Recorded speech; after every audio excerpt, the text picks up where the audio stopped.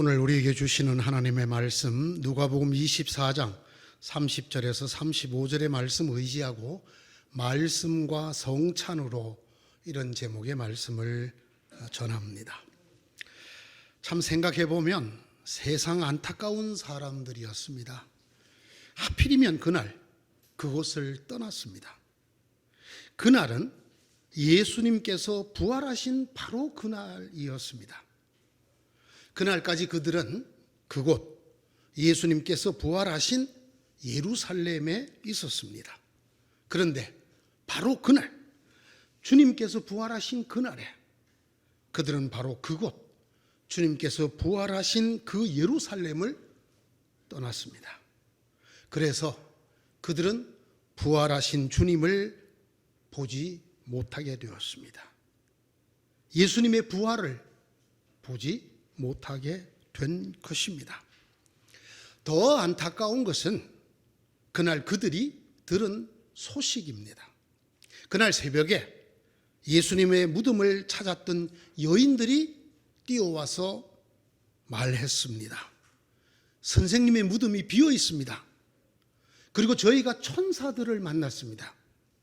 천사가 말하기를 그가 말씀대로 다시 살아나셨기 때문에 이곳에 없다고 말씀하셨습니다. 그 말을 듣고 모두가 어리둥절했지만 그 중에 몇 사람은 그 말을 들은 즉시 그 무덤으로 달려가 보았습니다. 여자들이 말한 그대로였습니다. 무덤은 비어 있었고 예수님은 보이지 않았습니다. 바로 그날 그 얘기까지 들은 두 사람은 그곳 예루살렘을 떠나서 약 30리쯤 되는 엠마오라는 곳으로 예루살렘을 등지고 내려가고 있었습니다.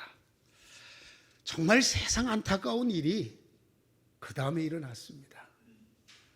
부활하신 예수님께서 그들 곁을 찾아오셨습니다.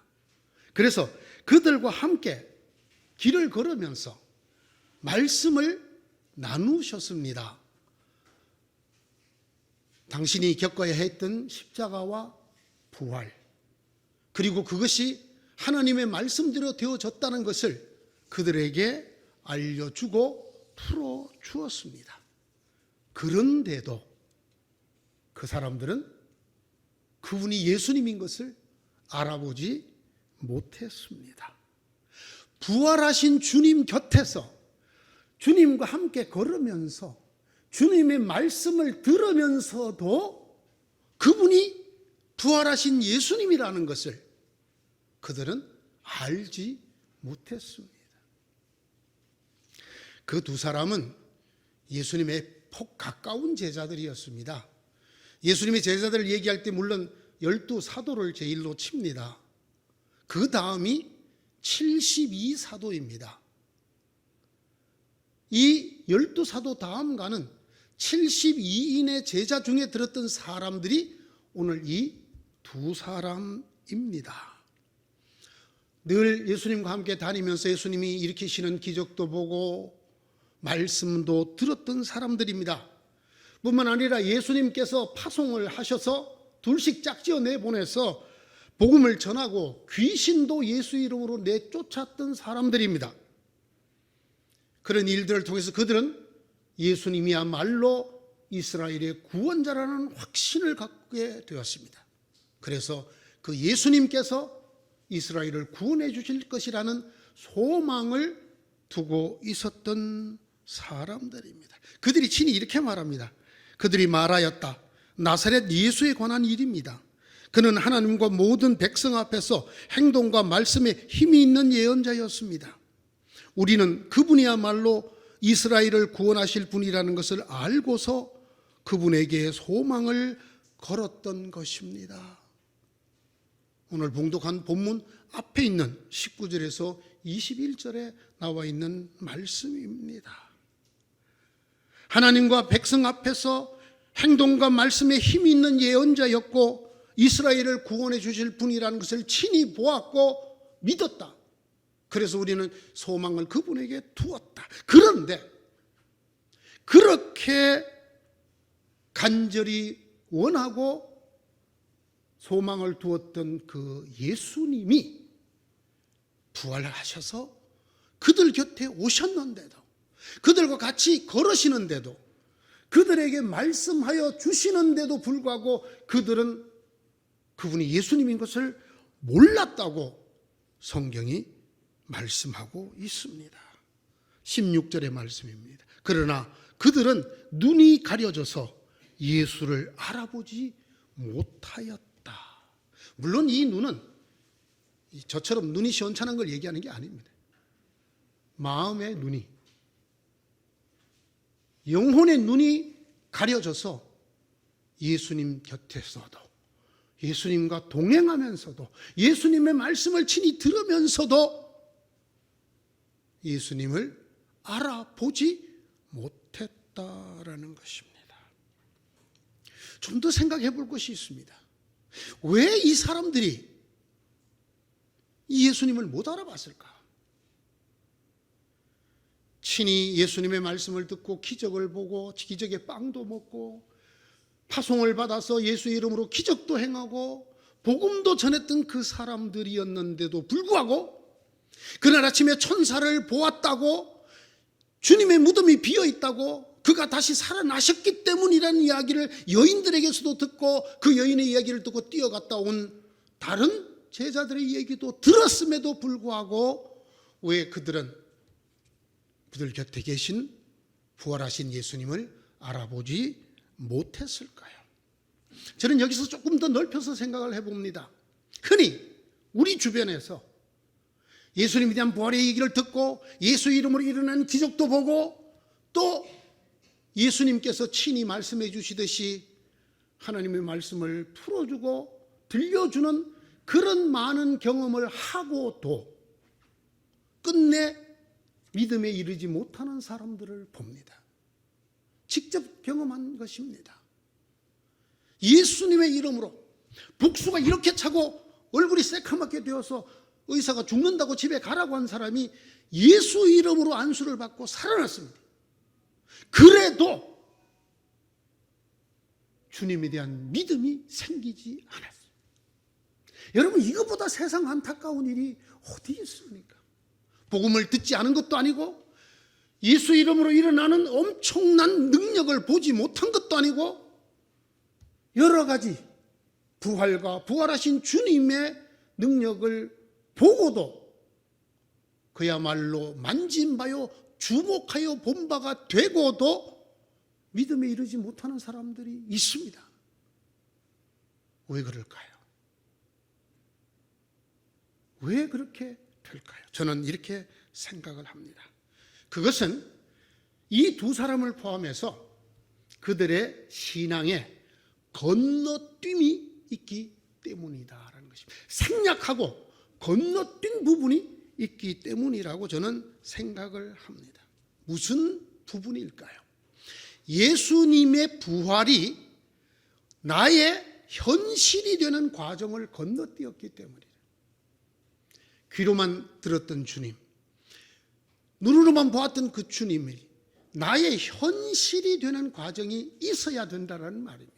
그런데 이것을 건너뛰면, 이 과정을 성공하지 못하면 아무리 들어도 친히 그 기적의 빵을 먹고 내 몸에 예수 이름으로 하나님의 능력이 나타나도 믿음을 가지지 못하는 안타까움을 보게 됩니다. 왜 그럴까요? 부활 때문에 그렇습니다. 부활이라고 하는 것은 인간의 지식이나 경험으로 알거나 믿을 수 있거나 확인할 수 있는 것이 아니기 때문입니다. 간접 경험이든 간접 지식이든 아니면 내가 직접 내 몸에서 일어나는 기적을 직접 체험하고 경험한 직접 지식과 직접 체험이든 간에 결과는 똑같습니다. 그거 가지고는 부활을 믿는, 부활하신 주님을 믿는 믿음에 이르지 못하게 됩니다. 주님의 부활을 깨닫고 부활하신 주님을 믿게 되는 길은 다른 곳에 있다는 것이 오늘의 말씀이 우리에게 보여주는 진리입니다. 그것은 두 가지입니다. 성령의 역사로 하나님의 말씀과 더불어 우리의 마음이 뜨거워지는 역사가 있어야 됩니다. 하나님의 말씀을 들을 때 마음이 뜨겁지 않더냐? 그분께서 길에서 말씀을 풀어주실 때에 우리의 마음이 뜨겁지 않더냐?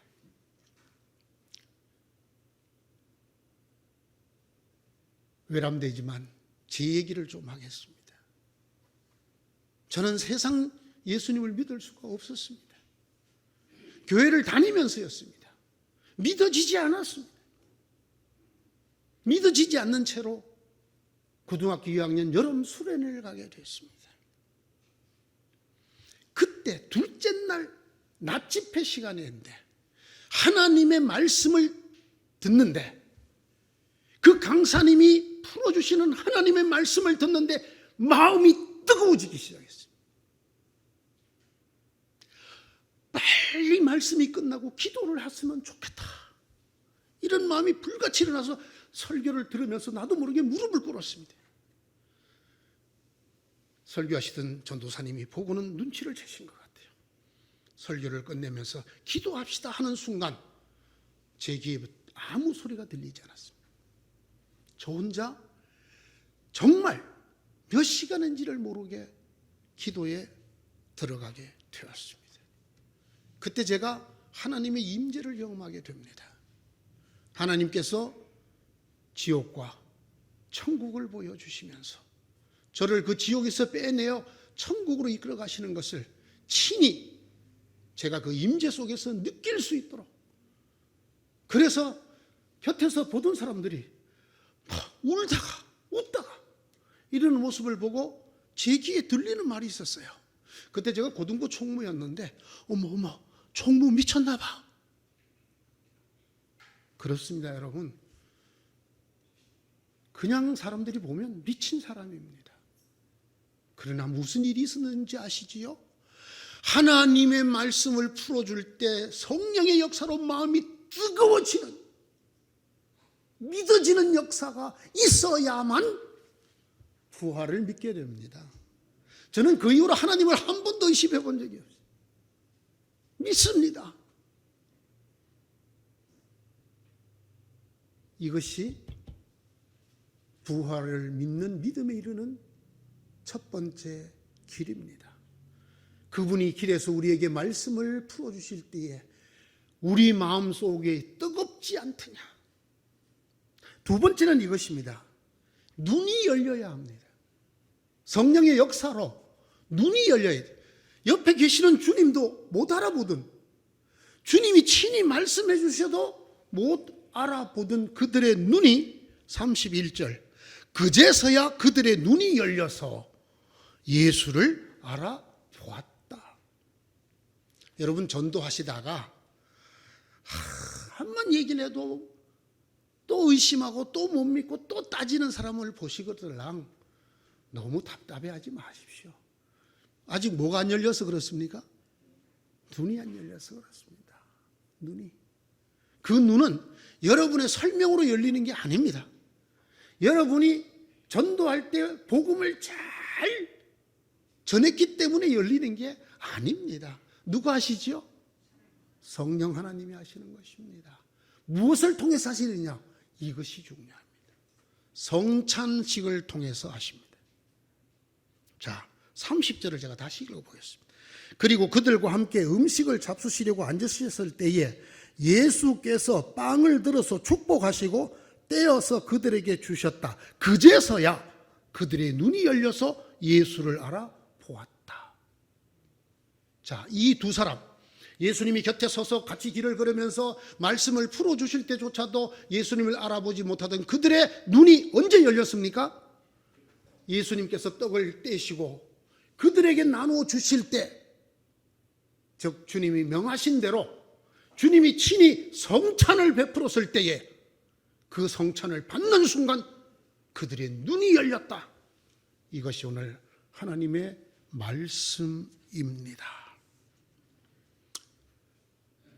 듣는 데서 믿음이 나는 것 맞습니다. 그러나 여러분, 듣는 것만으로는 안 됩니다. 주목하고 만져보아도 소용이 없습니다. 심지어 오늘 이 두 사람처럼 부활하신 주님과 함께 길을 걸어가고 사업을 같이 하고 주님이 옆에서 하느님 말씀 풀어주셔도 안 됩니다. 마음이 뜨거워져야 합니다. 눈이 열려야 합니다. 그래야 부활의 주님이 보입니다. 주님의 부활이 비로소 믿어지게 된단 말입니다. 그리고 그렇게 되어야 그 부활이 우리 삶이 됩니다.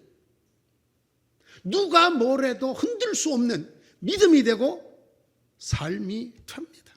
목사님, 그걸 어떻게 믿어요? 저는 그분을 믿게 할 능력이 없습니다. 저의 전도를 통해서, 저의 설교를 통해서는 어림도 없는 얘기입니다. 예수님께서 친히 길을 걸어가시면서 말씀해 주셔서 열리지 않았습니다. 언제 열렸나요? 예수님께서 명하셨던 성찬을 예수님께서 친히 베푸실 때 그걸 받아먹은 그들의 눈이 열렸다고 성경이 오늘 우리에게 말씀하고 계십니다. 이들이 어떻게 되었을까요? 이 두 사람이 눈이 열렸습니다. 그들은 도망 나왔던 그 예루살렘으로 즉시 돌아갔다고 성경이 기록하고 있습니다. 여러분, 도망 나간 것입니다. 자기의 스승 예수가 이스라엘의 중죄인으로 사형을 당했기 때문에 그를 추종하던 자들에게 닥칠 박해를 피해 도망갔습니다. 그랬던 그들이 죽으면 죽으리라 다시 뛰어들어갔습니다. 가보니 이미 주님을 만난 사도와 사람들이 있었습니다. 그들의 얘기를 듣고 예수님은 정말로 살아나셨다 라고 하는 말에 자기들이 얘기를 보탰습니다. 우리도 주님을 만났다. 길거리에서 만나서 가시는 내내 우리에게 말씀해 주셨고 친히 명하신 대로 성찬을 베풀어 우리의 눈을 열어주셨다. 사랑하는 성도 여러분, 이것이 교회가 말씀과 성찬을 강조하는 이유입니다. 아쉽게도 안타깝게도 개신교는 말씀을 너무 많이 강조하고 이 성찬은 상대적으로 매우 약해져 있고 축소되어 있는 것이 사실입니다. 그러나 여러분 보십시오.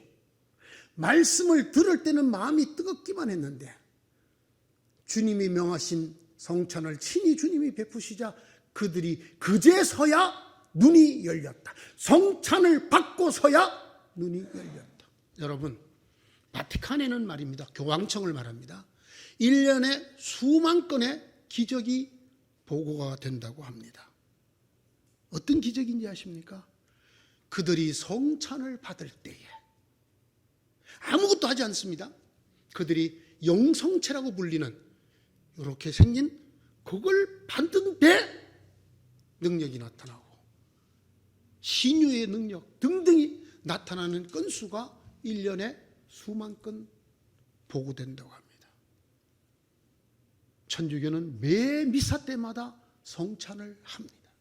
말씀과 성찬을 항상 합니다. 저는 이 부분은 천주교가 맞다고 생각을 합니다. 보십시오.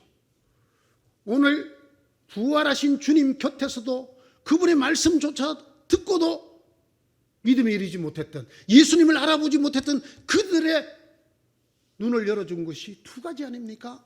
말씀을 들을 때의 마음이 뜨겁지 않더냐, 떡을 떼어 나눠주는 것을 받아먹고 그제서야 그들의 눈이 열렸더라. 네, 이것이 말씀과 성찬입니다. 여러분, 주님께서 성찬식을 언제 명령하셨는지 혹시 기억하십니까? 주께서 잡히시기 전날, 그야말로 최후의 시간입니다. 겟세마네 동산도 아니고 잡히시기 전, 그죠?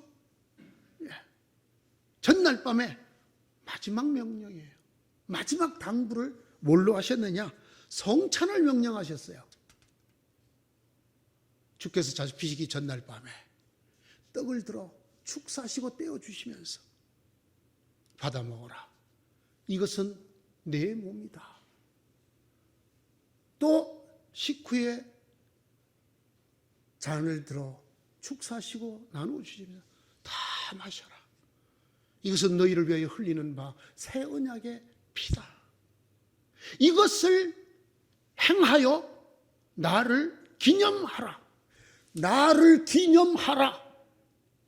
이 명령을 주님이 죽기 직전에 내리셨습니다. 성찬은 예수님의 죽으심을 기억하고 기념하는 것으로 끝나는 것이 아닙니다. 주님께서 명하신 성찬은 죽으시고 부활하신 주님의 살과 피에 참여하는 것입니다. 오늘 성시교독에 나온 그대로입니다. 살아계신 하나님, 부활하신 우리 주님의 몸과 피에 동참하는, 참여하는 시간이 성찬입니다. 그래서 성찬은 우리의 눈을 열리게 합니다. 눈이 열려서 부활하신 주님을 보게 합니다. 그제서야 그들의 눈이 열려서 예수를 알아보았다. 제가 이 사건을 읽을 때마다 마음에 와닿는 놀라운 변화가 하나 있습니다. 그게 뭐냐? 이것이 오순절 성령 강림보다 먼저 있었다는 것입니다. 그렇죠? 여러분, 누가복음과 사도행전은 똑같은 누가가 기록한 것입니다. 사도행전 2장에 성령이 예수님의 말씀대로 임하시는 사건이 기록되어 있습니다. 여러분, 지금 누가복음 24장입니다. 이곳에 성령이 임했다는 기록은 없지만 그들의 눈이 열려 부활하신 주님을 보고 믿게 되었다는 얘기가 나옵니다. 여러분, 오순절 성령이 강림하셔서 일어난 변화가 뭡니까? 주님에 대한 믿음이 생겼어. 그들이 담대히 주님을 믿게 된 것입니다. 오늘의 문장으로 표현하자면 눈이 가려졌던 사람들의 눈이 열리는 사건입니다. 그런데 여러분, 그 성령 강림보다 먼저 있었던 사건이 있습니다. 그게 뭐냐? 성찬 사건입니다. 이 성찬 사건을 통해서 먼저 눈이 열리는, 그래서 부활의 주님을 보게 되고 믿게 되는 일이 있었다 하는 것입니다. 여러분, 매우 중요한 이야기입니다. 이것을 꼭 기억하셔야 됩니다. 성령 강림보다 성찬이 먼저 있었다.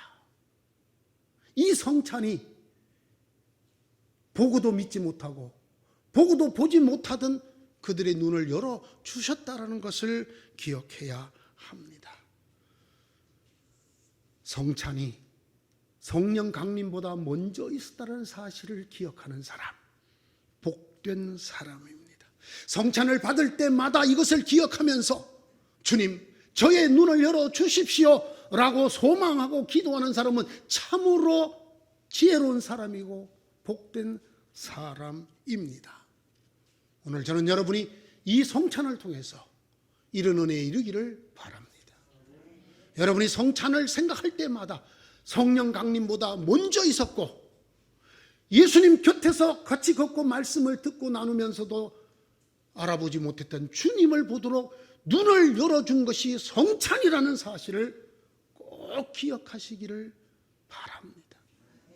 우리도 그 성찬을 통해서 그와 같은 은혜가, 그와 같은 기적이, 그와 같은 믿음이 우리 속에 일어나기를 소망하고 간절히 기도하면서 받으시기를 바랍니다. 예수께서 빵을 들어서 축복하신 다음에 떼어주시며 말씀하셨습니다. 받아서 먹어라. 이것은 내 몸이다. 또 잔을 들어서 감사 기도를 드리신 다음에 그들에게 주시고 말씀하셨습니다. 모두 돌려가며 이 잔을 마셔라. 이것은 죄를 사하여 주려고 많은 사람을 위하여 흘리는 나의 피, 곧 새 언약의 피다. 예수께서 빵을 들어서 축복하시고 떼어서 그들에게 주셨다. 그제서야 그들의 눈이 열려서 예수를 알아보았다. 아멘.